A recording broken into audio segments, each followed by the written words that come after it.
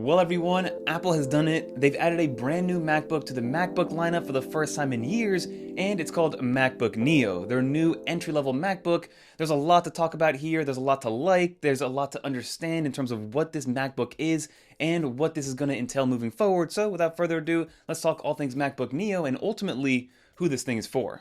Let's get into it.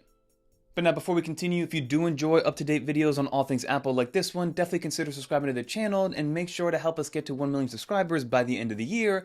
But first, let's talk about all the key highlights of this new MacBook Neo so everybody has a surface level understanding of exactly what it is. So this is going to be Apple's entry-level MacBook. This is going to sit underneath the MacBook Air, and even though the MacBook Air did get an increase in price, this MacBook Neo is still starting at just $599. It's powered by the A18 Pro chip, which is technically about a year old. It did power the iPhone 16 Pro and Pro Max last year, so again, still a very powerful chip.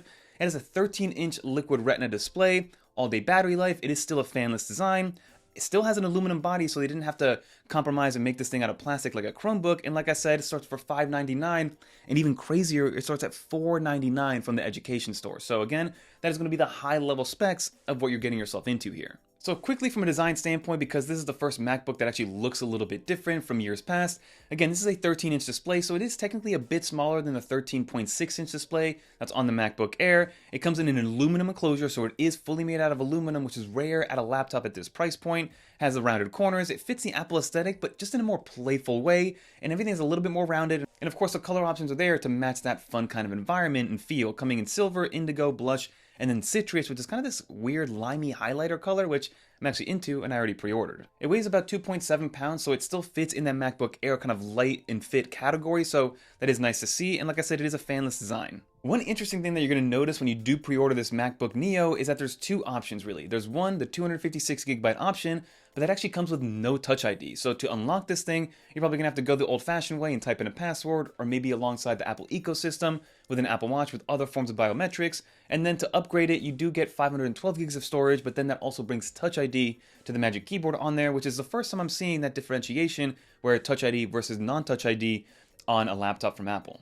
So then going back to that display itself, it is a 13-inch Liquid Retina display, so you're getting about 500 nits of brightness, 1 billion colors, a 24:8 by 1506 resolution, anti-reflective coating, and Apple claims that the display is brighter and higher resolution than most laptops at this price point, again at $599, and even $499, that's a huge deal.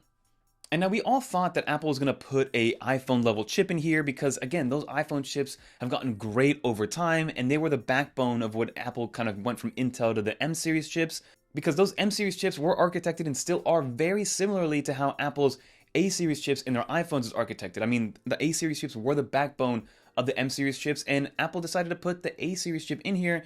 Of course, from a cost perspective, that's probably one of the reasons why they did it, but they're also playing with the idea of running Mac OS on a mobile silicon.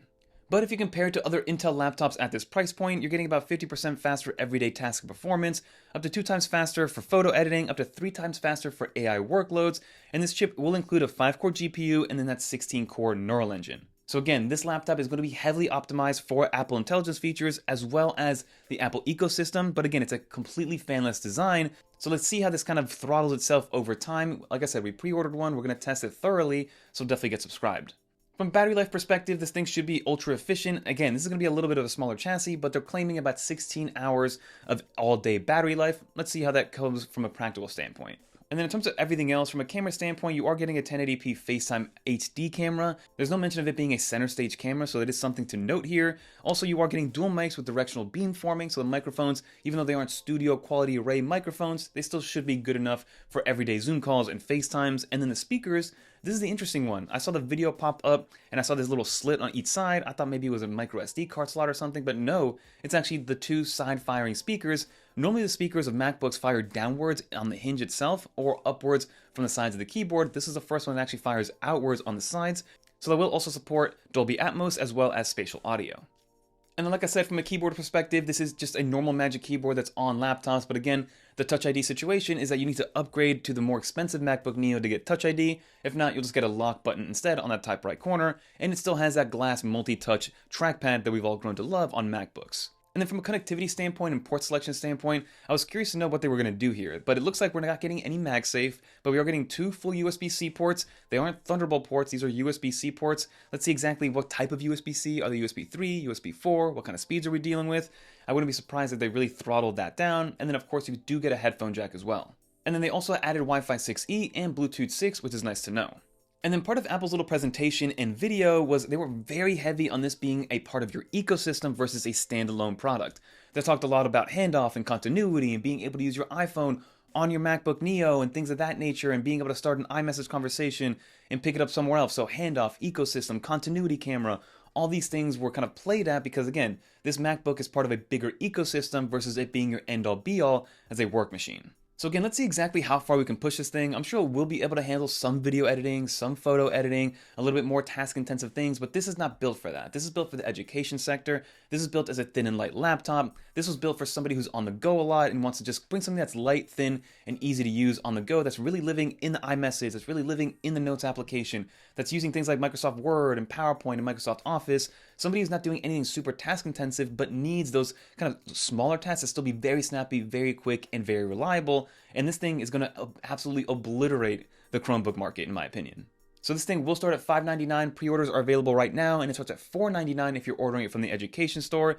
It will arrive in stores on March 11th. And the one thing that I did notice here is that when I went to pre-order all the different things like the iPhone 17e, the new iPad Air, everything besides the MacBook Neo was available for pickup from an Apple store. So as of right now, leave some comments down below if it's different in your area. But in my area, you can only get it delivered to you on March 11th. You cannot get it at stores. Let's see exactly how that ends up rolling out. But I think this is a fantastic addition to the Mac lineup and to the whole Apple ecosystem lineup. It's a much more accessible and cheaper price point and an entry point for people to get into the Apple ecosystem. Before this, it was a $499 Mac Mini, but you still need to get a monitor and a keyboard and a mouse. Now you get all that in a $499 education store package that it's going to last you for years to come, and it'll continue to get those nice updates, and it's running Mac OS, and not some sort of watered down Mac OS. It's running just normal Mac OS, but on the A18 Pro. Let's see exactly how that compares to an M series laptop. But that'll do it for this video. That's everything you need to know about the MacBook Neo. Get subscribed because I'm working on another video that's comparing the MacBook Neo to the entry-level MacBook Air and understanding what type of compromises Apple had to make to go from MacBook Air to MacBook Neo and drop the price by $500, because now the entry-level MacBook Air is $1,100 while the MacBook Neo is $600.